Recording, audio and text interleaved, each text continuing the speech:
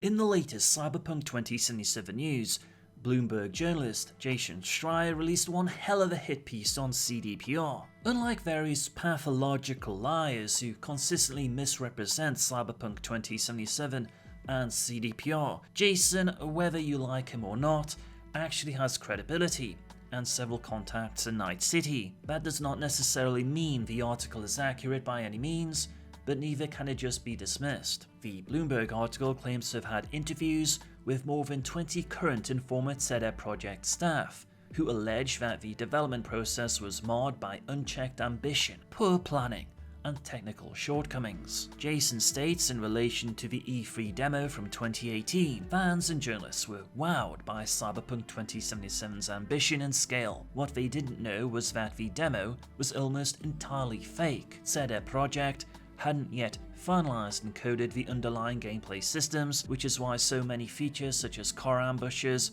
were missing from the final product. Now, this is a point worth exploring further, because Jason neglects to mention that CDPR had several demos, including a version at Gamescom with a male V, which played out differently.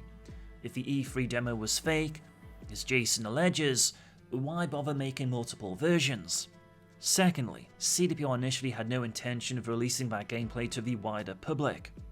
Of course, one cannot dismiss the contrast between what was shown in that gameplay footage and what you see in the released version of the game, but implying that the entire thing was a fake is a serious allegation. No doubt this fake demo quote will generate a cornucopia of clickbait headlines, but for the most part, the article provides no new evidence.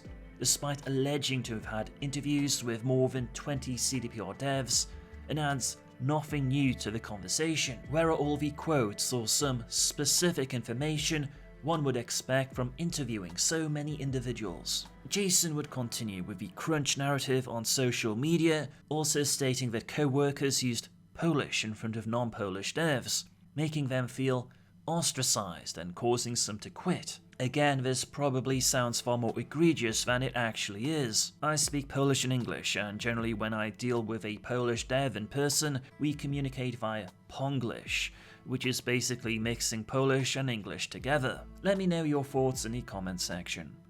Quite a few former and current CDPR employees watch my content, so if you ever want to reach out to me and would like to contribute your own personal take to the news in a confidential manner, feel free to contact me. I protect all my sources at Night City with anonymity. Thank you for chipping in.